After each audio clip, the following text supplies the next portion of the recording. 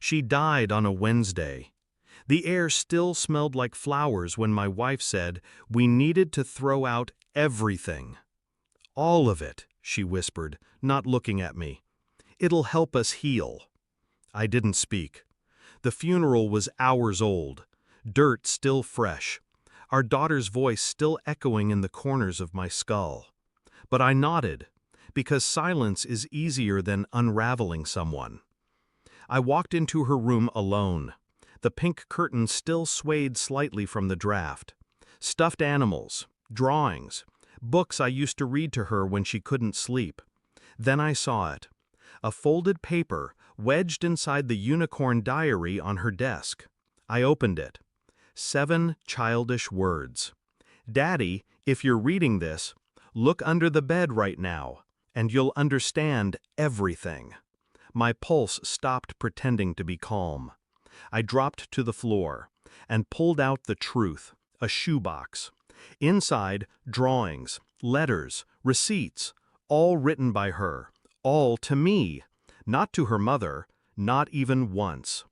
One stood out, a crayon sketch, stick figures, a small girl holding hands with me, smiling, safe. Behind them, in dark lines, stood another figure, a woman, red eyes, a mouth stretched into a jagged scream. The word written above her, my wife. The letters got darker the further I read, more frantic, more scared. Phrases repeated, she locks me in, he doesn't know, mommy gets angry when I'm happy. My breath caught somewhere between denial and something colder.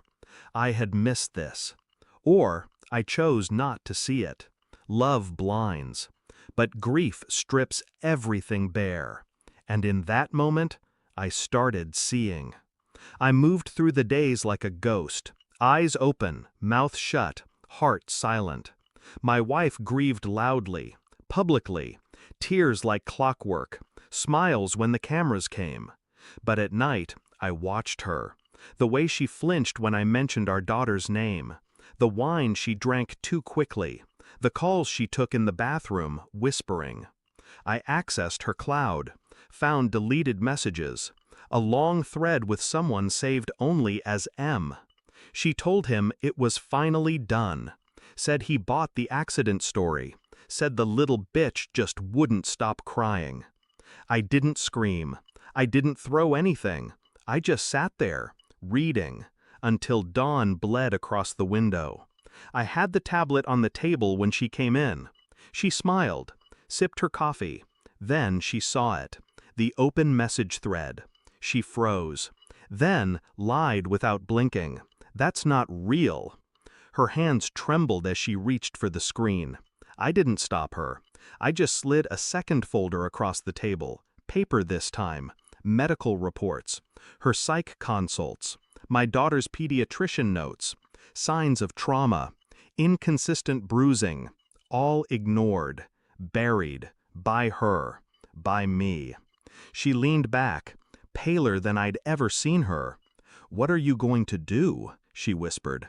I looked at her, and in that second, I wasn't her husband anymore. The next morning, I handed her a packed suitcase, plane ticket on top, one way, leave. She laughed, nervously. "You can't prove anything." I nodded. "You're right." Then I handed her another envelope, a flash drive inside. Every message, every photo, every scan, already duplicated, already sent, to child protection, to law enforcement, to my attorney. She stopped laughing. "You wouldn't." I leaned in, cold and quiet. "You made her afraid to live. You don't deserve to stay."